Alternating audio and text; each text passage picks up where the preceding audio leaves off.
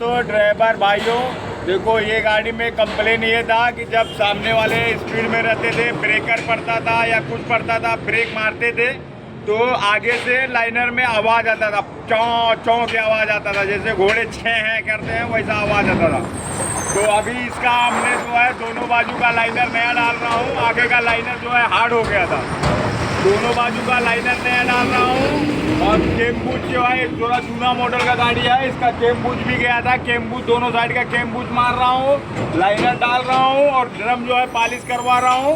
इतना काम करने के बाद गाड़ी का ब्रेक एकदम ओके हो जाएगा। ब्रेक मारेगा, गाड़ी लेफ्ट राइट नहीं खींचेगा, एकदम जगह पे गाड़ी रुकेगा और आवाज़ जो खट करके आवाज़ आ रहा था केम आगे ब्रेक मारने पे वो भी बंद हो जाएगा और गाड़ी एकदम जो ओके करेंगे, कंप्लीट करके छोड़ देंगे।